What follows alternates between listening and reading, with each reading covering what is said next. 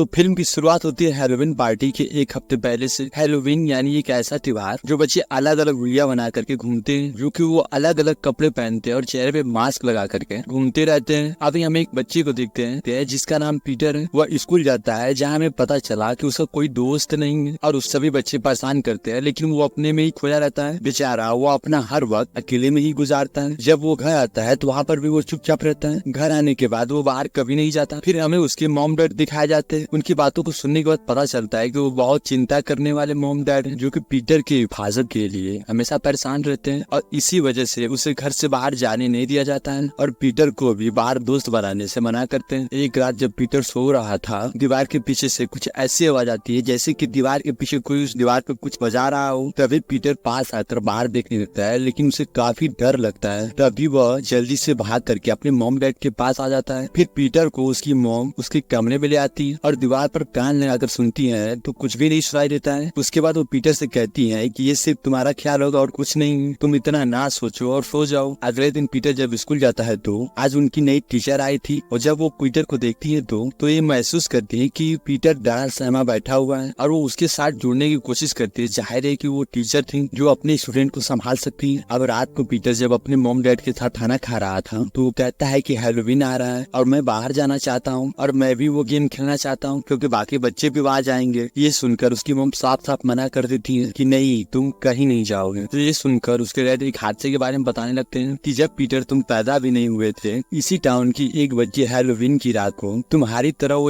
Game खेलने के लिए निकली थी और वह लापता हो गई। तभी से हम उस हादसे की वजह से डरे हुए हैं। यही वजह है कि हम कभी तुमको बाहर जाने नहीं देते हैं। ये बात सुन करके पीटर आ जाता है अपने कमरे में सोने के लिए, जहाँ पर दिखाया जाता है कि कोई कमरे की दीवार को अपनी तरफ से पीटर की तरफ पुश कर रहा है, यानी धकेल रहा है। वहाँ से वो दीवार बाहर उभर रही थी। तभी पीटर को बाहर से एक आवाज सुनाई देने लगती है जो कि पीटर का बार बार नाम ले रही थी। वो बार बार कह रहे थे कि पीटर पीटर इधर सुनो मेरी बात, हमको तुम्हारी मदद चाहिए। तभी पीटर बहुत ज्यादा डर जाता है और वो चिल्लाने लगता है। उसकी आवाज सुन करके डैड वहाँ पर आते हैं और वो दीवार पे कान लगा के सुनते हैं तो वहाँ पे सब कुछ नॉर्मल समझ में आता है। कोई भी आवाज नहीं आ रही थी, सब कुछ नॉर्मल ही था। आज रात पीटर को समझा करके फिर से वो सोने के लिए कहते हैं। हालांकि पीटर अभी भी बहुत काफी डरा हुआ था। अगले दिन उसके डैड चूहों को मारने वाली दवा सारी दीवारों के आगे डाल देते हैं और पीटर को कहने लगता है कि शायद दीवार के उस पार सारे चूहे हैं जिससे वो शोर करते हैं, लेकिन मैंने ये दवा डाल दी और वो इसे खा करके मर जाएंगे। तुम्हें ये आवाज सुनाई नहीं देगी तो मेरे बच्चा तुम शांत रहो। अगले दिन पीटर जब स्कूल जाता है तो उसकी नई टीचर सभी बच्चों से ड्राइंग करवा रही थी। तभी पीटर अपनी कला में दीवार की ड्राइंग करता है। वो एकदम अपने दीवार की तरह ड्राइंग बनाया था।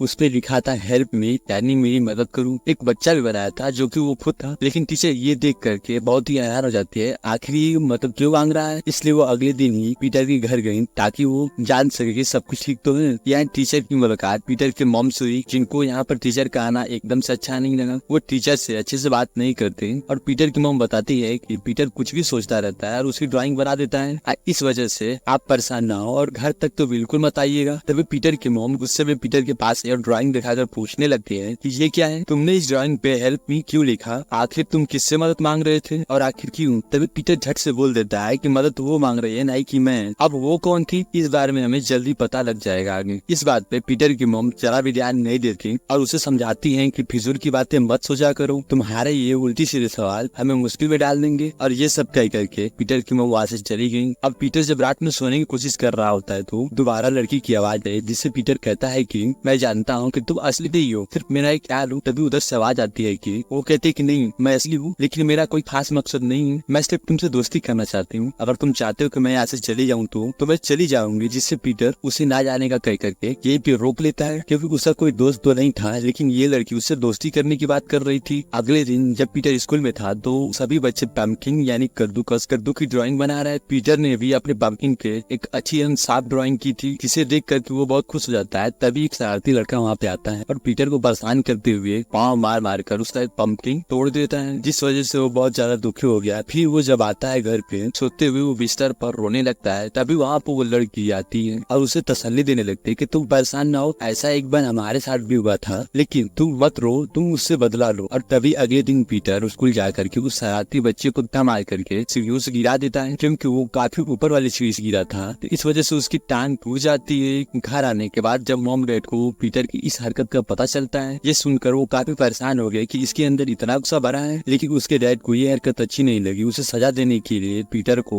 बेसमेंट में ले जा करके वहीं पे बंद कर देते हैं। जब पीटर के डैड उसको बेसमेंट में बंद करके चले जाता है तो पीटर एक तरफ देखता है कि बहुत बड़ा गड्ढा है जिसको जाली से बंद कर दिया गया था, लेकिन उसके अंदर एक भालू पड़ा था। अगले दिन पीटर की जब टीचर घर पे थी तो उनसे मिलने के लिए उसको उनके प्रिंसिपल आए। प्रिंसिपल कहते हैं कि आपको ऐसे उनके घर जाना नहीं चाहिए था, ये उनको काफी बुरा लगा है। जिसपे टीचर जवाब देती है कि मुझे पीटर की फिक्र थी इसलिए मुझे जाना पड़ा, मुझे तो उसकी मूवी काफी अजीब लगी। तभी प्रिंसिपल कहते हैं कि आपको उसकी फिक्र है तो उसे हम यहीं पे रख लेंगे, लेकिन आप उनके घर नहीं जाना। उनके जाने के बाद टीचर सभी बच्चों के टेस्ट चेक करती है क्योंकि पीटर की फिक्र उन्हें पहले से थी। तभी टेस्ट लेने के बहाने वो उनके घर जाती है, लेकिन पीटर तो बेसमेंट में बंद था। ये बात टीचर को तो पता नहीं। यहाँ उसके मॉम डैड टीचर से बात करते हैं और यहाँ पर हम उसकी डैड का बड़ा ही अजीब बर्ताव नोटिस कर पाते हैं। वो हाथ में हथौड़ी लेकर घूम रहे थे और उनके बाजू में चोट लगी थी जिससे बहुत तेज खून निकल रहा था। जिसको नोटिस करने के बाद वो उससे बताते हैं कि मैं चीजों को ठीक करने का काम कर रहा था, यानी मरम्मत कर रहा था और ये चोट तभी लग गई। अजीब बात ये थी भी उन्होंने पीटर का स्कूल भी छुड़वा दिया था। अब रात को मॉम पीटर को बाहर निकाल कर उसे खिला पिला करके उसे अपने कमरे में सोने के लिए भेज देती है। वो जैसे ही गई, अकेले होने के बाद पीटर दीवार के पास आता है और तभी वो खटखटाने लगता है और तभी वो लड़की फौरन आई और उसे बात करने लगी और वो कहने लगते कि मुझे भी तुम्हारी फिक्र है पीटर, और मेरी बात ध्यान से सुनो। तुम अपने मॉम डैड से संभल के रहना क्योंकि जैसे वो दिखते हैं वैसे है नहीं। वो तुम्हें ऐसे जाहिर कराते हैं कि वो तुमसे प्यार करते हैं, परेशान रहते हैं, लेकिन वो झूठे हैं। और यहाँ उन्होंने मुझे सालों से कैद किया है और मैं कब से उस वक्त का इंतजार कर रही हूँ कि कब तुम बड़े हो गए और दीवार पे लगी घड़ी हटाओगे और तुम खुफिया दरवाजा को खोल करके मुझे बाहर निकालोगे। इसके बाद मैं आजाद हो जाऊंगी। पीटर उसकी बातें सुनकर एकदम हैरान रह गया, लेकिन पीटर को उसकी बात पे यकीन नहीं आता है। तो कहता है कि अगर तुम सच में हो तो तुम मेरे सामने आओ, मैं तुम्हें सामने से देखना चाहता हूँ। तभी वो जवाब देती है कि तुम मुझे नहीं देख पाओगे, तुम डर जाओगे क्योंकि सालों से यहाँ पे मैं रहती हूँ, जिसकी वजह से मैं बहुत अजीब दिखती हूँ और काफी बदसूरत। जब पीटर ना डरने की बात करता है तो लड़की कहती है कि दीवार बने छोटी सी सुरंग से देखो। पीटर उस सुरंग में देखता है और उस सुरंग में उस लड़की की बड़ी आग दिखाई देती है, जिसकी वजह से पीटर तुरंत ही डर जाता है। तभी लड़की कहती है कि भाई हमारे मॉम डैड बहुत ही बुरे हैं और वो इतने जालिम हैं कि उन्होंने ही हमें यहाँ पर कैद किया है। तुम्हारे साथ भी ऐसे ही करेंगे क्योंकि तुम भी उनके बच्चे हो, तो जरा अपना ख्याल रख। शायद ये सारी बातें सुन करके पीटर काफी घबरा गया। उसे पता नहीं था कि ये हमारी बहन है, शायद झूठ बोल रही है। वो इस अनजान ताकत और अनजान बातों से परेशान होकर के बेड पे लेट जाता है। तभी उसके मॉम डैड के बुरे होने के सपने आने लगते हैं, जैसे कि वो उसे डरा रहे हैं और उन्हें परेशान करने की कोशिश कर रहे हैं और उसे मार डालना चाहते हैं। और हर बार जब भी पीटर डर के जागता था तो उसकी मॉम आकर उससे गले लगा लेती थी और हमेशा उसे समझाती रहती। अगले दिन जब वो कमरे में लेटा हुआ था तभी लड़की उससे बात करती है। वो कहती है कि तुम्हारे मॉम डैड को तुमसे कोई काम है या लालच है, और जब तुम किसी काम के नहीं रहोगे तो तुम्हें भी उठा करके यहाँ पर कैद करके छोड़ देंगे या मार कर दफन कर देंगे। और तुम्हें यकीन नहीं आ रहा है तो तुम वहाँ पे जाओ और जमीन खोद कर खुद ही चेक कर लो। और उसके बाद जब पीटर वहाँ पर जा करके जमीन खोद कर देखता है तो वहाँ पे किसी का स्केलेटन यानी हड्डी नजर आता है। तभी वो लड़की उससे बताती है कि सालों पहले एक हैलोवीन पार्टी में एक बच्ची गुम हो गई थी और वो हमसे मदद मांगने आई थी। तभी मॉम डैड ने उसे पकड़ कर मार दिया ताकि वो बाहर जा करके मॉम डैड का राज किसी से बता ना सके कि वो कैसे माँ बाप है, और आइंदा से मैं भी किसी से मदद ना मांगू। जिससे हम समझ पाए कि सालों पहले जो बच्ची गायब हुई थी आखिर वो गई कहाँ थी। और अब इन सभी बातों की वजह से पीटर अपने टीचर को कॉल करता है और बताता है कि वो अपने ही मॉम डैड से डर चुका। तभी दूसरी तरफ से टीचर का फोन मॉम उठा लेती और टीचर को मना करके पीटर पे गुस्सा करने लगती।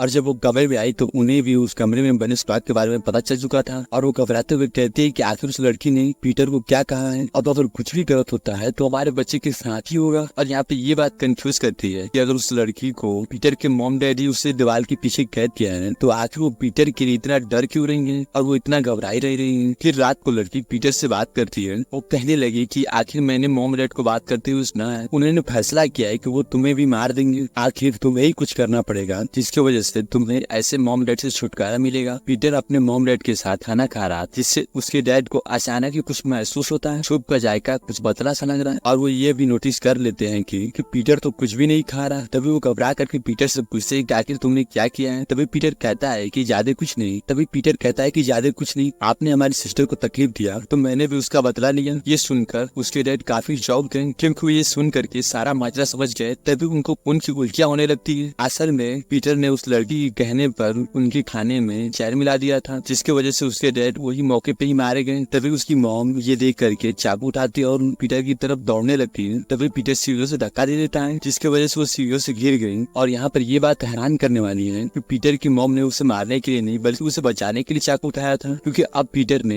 दीवार पे लगी घड़ी को हटा दी थी और वो खुफिया दरवाजा भी खोल दिया था, जिससे वो लड़की जो इतने देर से मासूम बनकर बात कर रहे थे वो अचानक ही मॉन्स्टर जैसे आवाज में बोलने लगती है और हंसने लगती है और तुरंत बाहर आई, जो कि सच ही बहुत ही बदसूरत और मॉन्स्टर की तरह थी, जिसे देखकर पीटर डर गया और वो अपने कमरे में भाग जाता है और वो बेड के नीचे जाकर छुप जाता है। और यहाँ पे इत्तेफाक ये होता है कि वो शरारती लड़का अपने दोस्तों के साथ यहाँ पर आ जाता है पीटर से बदला लेने के लिए, लेकिन घर में पहले से ही मॉन्स्टर घूम रही थी। एक के जिस्म को तो उसने चीर दिया था और एक का तो सरी जिस्म से अलग कर दिया था और एक को तो मार करके उसकी हड्डियां तोड़ कर उसे अलमारी में बंद कर दिया था और एक को तो उठा के पटक पटक कर मारा था, जो कि बहुत ही दर्दनाक दिख रहा था। और पीटर अपने कमरे में छुपा हुआ था और बचने की कोशिश कर रहा था। और इन सबको बेरहमी से मारने के बाद वो लड़की दीवारों पर और छतों पर उल्टा चलना शुरू कर देती, जिससे वो और ज्यादा ही भयानक दिख रही थी। और जब टीचर को पीटर के बारे में पता चला तो काफी फिक्रमंद हो गई और वो उसकी मदद के लिए उसके घर आने लगी। अब पीटर यानी जब वो बेड के नीचे छुपा हुआ था तभी मॉन्स्टर बेड के ऊपर बैठी हुई थी और वो अपनी कहानी पीटर को सुनाने लगती है। असल में ये मॉन्स्टर लड़की पीटर की सच में एक बहन होती है। वह पीटर के मॉम डैड की सबसे पहली बेटी थी, क्योंकि जब वो पैदा हुई थी तो उसकी शक्ल बिगड़ी हुई थी और जिस्म बॉडी टेढ़े मेढ़े थे और वो मॉन्स्टर की जैसी दिखती थी। और यहीं पर पीटर के मॉम डैड ने बाकी दुनिया से उसे बचाने के लिए छुपा करके उसे उस रूम में रखा, क्योंकि वो जानते थे कि डिफो होने की वजह से यह एक खतरनाक और गुस्से वाली लड़की होगी। इसकी वजह से वो लोगों की जान भी ले लेगी। इसका बाहर रहना सबसे ही खतरनाक है। और ये सोचते हुए उन्हें ये फैसला लेना पड़ा, इसने उस बच्ची को मार दिया जो सालों पहले ट्रीट के लिए आई थी, ताकि वो बाहर जा करके इस लड़की के बारे में किसी को ना बताए। और सुरंग में जो हमने भालू देखा वो इसी बच्ची का था। खैर आज से पहले वो इसी में कैद रही, जिसकी वजह से वो दीवारों छतों पे चलना सीख लिया। वो खुद को इतना बेहतर बना ली ताकि उसके आगे कोई टिक न सके। वो पूरी प्लानिंग की ताकि मैं पीटर को अपनी बातों में फंसा करके बहला करके फुसला करके मैं सब करवा लूंगी, जिससे वो अपने मॉम डैड को मार देगा और मैं आजाद हो जाऊंगी, जो आखिरकार हो भी चुका था। इसका मतलब कि स्टीव फॉर्म लड़की में शुरू से ही कातिल वाले कुछ गुण थे, जो कि उसने खुद पैदा की थी। वे कोई आत्मा नहीं थी, एक इंसान थी। और तभी आप इस सीन में दिखाया जाता है कि वो मॉन्स्टर बच्ची पीटर को एक कमरे में कैद कर देती है, जहाँ पर थोड़ी बाद ही वो टीचर यहाँ पे आ जाती है। तभी पीटर उस खुफिया कमरे से ही दीवारों की तरफ से आवाज लगाने लगा। तभी जल्दी से टीचर वहाँ पर आकर के दीवार तोड़ करके पीटर को वहाँ से बाहर निकालती है। लेकिन तभी मॉन्स्टर लड़की आकर के यहाँ पर दोनों पे हमला करती है। वो यहाँ पीटर को बाहर फेंक करके टीचर से लड़ाई करने लगती है, लेकिन पीटर यहाँ पे होशियारी करता है। वो उसके लंबे बाल पकड़ करके ऊपर खींचने लगता है। वो अपने टीचर की मदद से उसको दोबारा उसी गड्ढे में फेंक करके ऊपर से लॉक लगा देता है। इस सब में हमने ये देख लिया कि वो लड़की असल में पीटर से नफरत करती है। हालांकि वो उसका भाई है। नफरत करने की वजह ये था कि पीटर हर तरफ से ठीक था, लेकिन वो लड़की मॉन्स्टर की जैसे दिखती थी। माँ बाप के प्यार के लिए वो बचपन से तरस रहे थे, जो उसकी जगह पीटर को ही मिल रहा था, क्योंकि हर एक चीज की गवाह वो खुद थी। वो खुद सुन सकती थी, देख सकती थी। जो बातें वो अपने मॉम डैड से सुनती थी वो उसे बहुत चाहते ही दुख दिया करती थी। पीटर के मॉम डैड हमेशा पीटर के लिए परेशान रहते थे, क्योंकि वो जानते थे कि वो अपने ही घर में एक मॉन्स्टर को बंद करके रखे हुए हैं। असल में वो बच्ची जो यहाँ पर आए थे उसे मॉम डैड ने नहीं बल्कि उस लड़की ने मारा था, इसलिए मॉम डैड ने उस बच्चे को यहीं पे दफना दिया ताकि ये बात यहीं पे राज बनी रहे। इस बारे में किसी को पता ना चले। ऐसा करने के बाद उन्होंने उस मॉन्स्टर बच्ची को भी उस कमरे में बंद कर दिया ताकि वो कभी पीटर को नुकसान न पहुंचाए। अब वो दरवाजा बंद होने के बाद पीटर से कहती है कि तुम दुनिया में चाहे जहाँ भी रहो, मैं जब भी आजाद होंगी मैं तुम्हारा पीछा कभी नहीं छोड़ूंगी। मेरा जो ये मिशन अधूरा है यह पूरा होगा, यानी आगे कभी भी मौका मिलने पर मॉन्स्टर लड़की पीटर को खत्म कर सकती है। ये बातें सुनकर पीटर काफी डर गया। हमेशा उसको अपनी बुरी बहन का ख्याल आता था, जिसकी वजह से वो डर जाता था और यह सोचता था कि कभी भी हमें खत्म करने के लिए हमारी बहन आ सकती है। और क्योंकि वो अकेला रह गया था तो उसे टीचर गोद ले लेती है। ये फिल्म की कहानी यहीं पे खत्म हो जाती है।